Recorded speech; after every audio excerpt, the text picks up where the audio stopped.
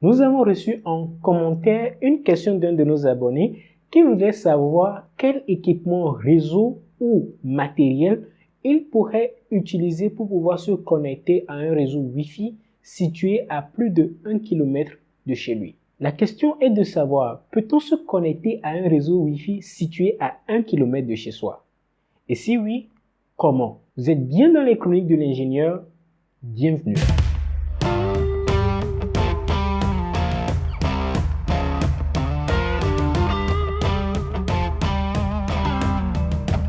La communication réseau dans les airs, c'est-à-dire la communication sans fil, nécessite la présence d'un émetteur et d'un récepteur.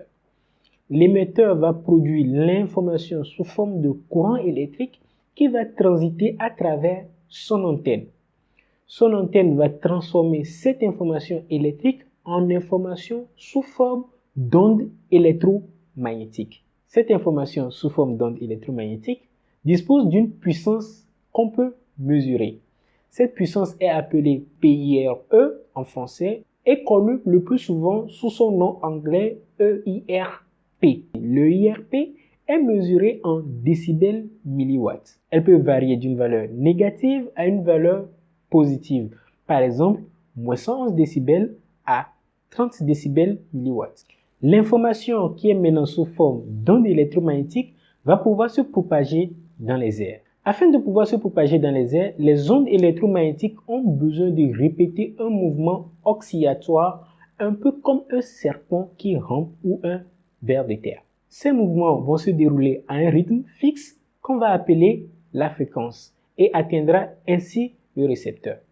Ainsi se déroule de façon générale toute communication sans fil et par conséquent la communication en réseau Wi-Fi. Dans un monde parfait, si l'émetteur produit 20 décibels milliwatts, le récepteur devrait aussi recevoir 20 décibels milliwatts. Cependant, il existe un aléa dans la propagation des ondes électromagnétiques. Pour le comprendre, nous allons prendre l'exemple du son. Supposons que vous jouez de la musique à partir d'un terminal et supposons qu'à un moment donné, vous décidez de poser le terminal et de vous éloigner peu à peu du terminal. Vous remarquerez que plus vous éloignez du terminal, moins vous entendez la musique jusqu'au point où vous ne l'entendrez presque plus. Et vous remarquerez aussi que si un mur vous sépare de votre terminal et vous, le mur absorberait une partie du volume du son de votre musique. Le même principe s'applique au niveau des ondes électromagnétiques. La puissance électromagnétique produite par l'antenne émettrice va s'atténuer vis-à-vis de la distance et vis-à-vis des obstacles. Cela dit, plus on augmente en distance entre l'émetteur et le récepteur, plus faible sera le signal perçu par le récepteur. Et plus il y aura d'obstacles entre l'émetteur et le récepteur, plus faible aussi sera le signal perçu par le récepteur. Autre aléa relatif à la propagation des ondes est la portée du signal due à la fréquence utilisée. J'attends ici par portée la distance maximale que peut atteindre l'onde. En d'autres termes, jusqu'où peut aller le signal. Vous allez remarquer que lorsqu'un bar dancing ou une boîte de nuit située très loin de vous met de la musique de façon bruyante, vous ne percevrez pas forcément la voix du chanteur, mais vous percevez aisément les basses. Tout simplement parce que les basses ont une fréquence plus basse et les aigus ont une fréquence plus élevée. Le même principe s'applique au phénomène d'ondes électromagnétiques. Plus la fréquence utilisée pour le signal est haute, plus courte sera sa portée.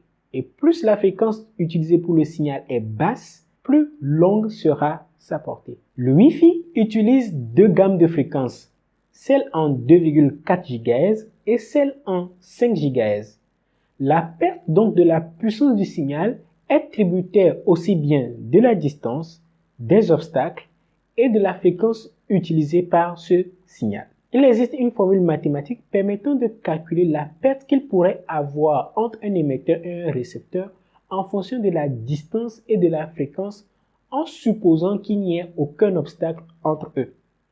Mais au lieu de se casser la tête à utiliser une formule mathématique, nous allons utiliser des logiciels tout faits disponibles sur Internet qui nous permettent de pouvoir calculer cela aisément. La puissance du signal que devrait recevoir votre téléphone ou votre ordinateur afin qu'elle puisse présenter une barre indicative de signal Wi-Fi pleine est d'au moins 70 décibels milliwatts.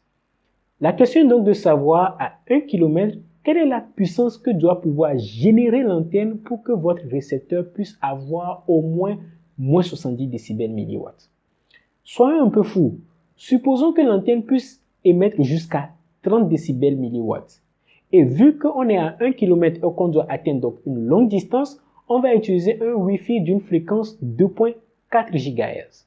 Voyons à travers notre logiciel quelle est la puissance reçue par le récepteur.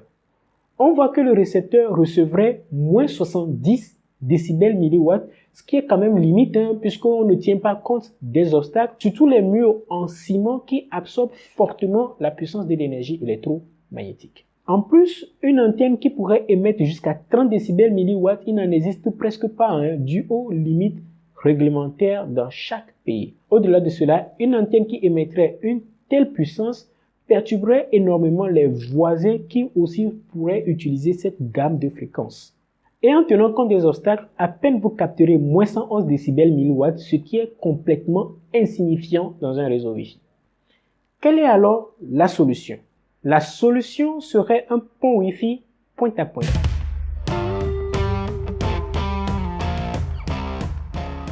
Il s'agit de ne pas se connecter au Wi-Fi de la box existante et de raccorder à cette box ce qu'on appelle une borne Wi-Fi extérieure qui va générer son propre réseau Wi-Fi que va récupérer une autre borne extérieure au niveau du récepteur situé à 1 km.